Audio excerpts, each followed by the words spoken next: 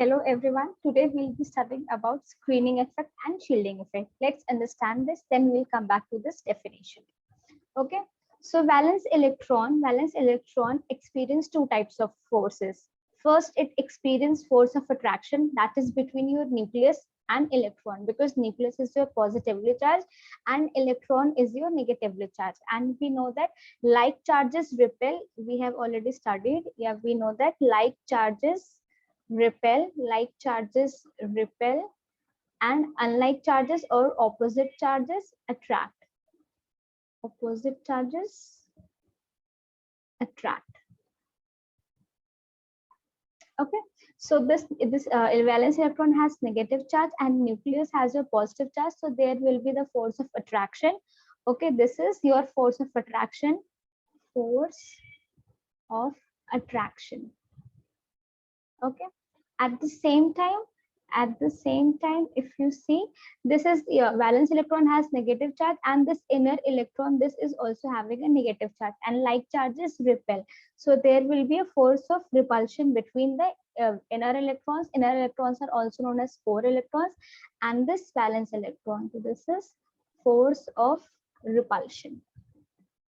Okay, so till now we have seen that this valence electron experiences two types of forces. One is the force of attraction, that is between your nucleus and valence electron, and other, it experiences force of repulsion between valence electron and inner electron. So what is screening effect? Screening effect is the phenomena in which, due to the presence of this inner electrons, this yellow ones, that inner electrons, due to its presence, there is a reduce in the force of attraction between nucleus and valence electron. This is known as the inner screening effect. Now let's look at the definition. The phenomena which occurs when the nucleus reduces its force of attraction on valence electron due to the presence of electrons in the inner shell or core electrons. This is known as shielding, yes, screening effect. Okay, so what is a screening effect? A screening effect is the effect by which the valence electron experiences less force of attraction due to the presence of inner electrons. So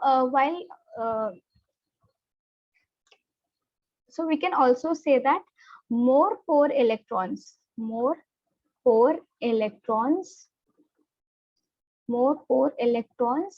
more shielding effect. Get it? Because what is a shielding effect? Shielding effect is the reduction. Shielding effect is the reduction of the force of attraction between valence electron and nucleus due to the presence of inner electrons, that is core electrons. So more the core electrons, more will be the shielding effect. More shielding effect means less will be the force of attraction.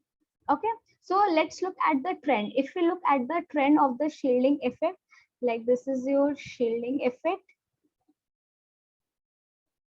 Okay, this is your across the period. Across the period, shielding effect remains constant. Why remains constant? Because your inner electrons, your core electrons are almost same. Okay, you can see here like carbon, nitrogen, and oxygen. It is 1s2, 2s2, 2p2.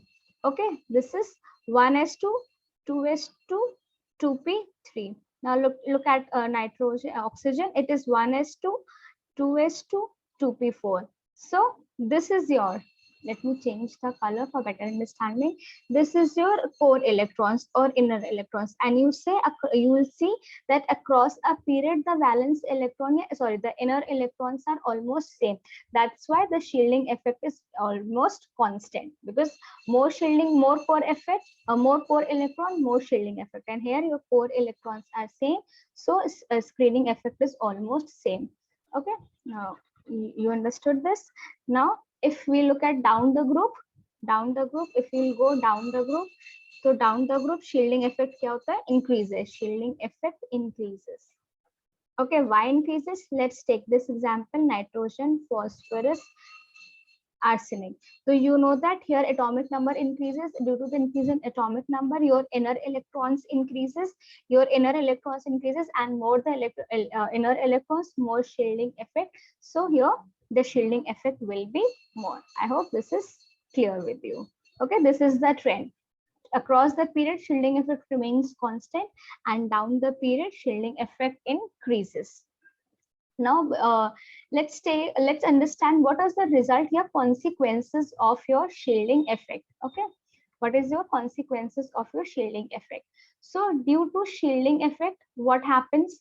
Like this is your nucleus. This is your, for example, let's take this. Okay, this is your valence electron.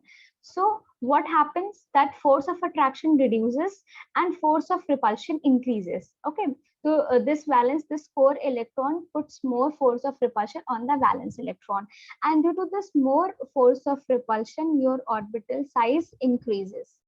Okay, your orbital size increases. So we can say the result or consequences of your shielding effect is your atomic size will increase. Atomic size increases. Okay, you have seen earlier your orbital was here, now it is here. It has increased in size. So atomic size or atomic radius. A better word is atomic radius. Let's like atomic radius. Atomic radius increases.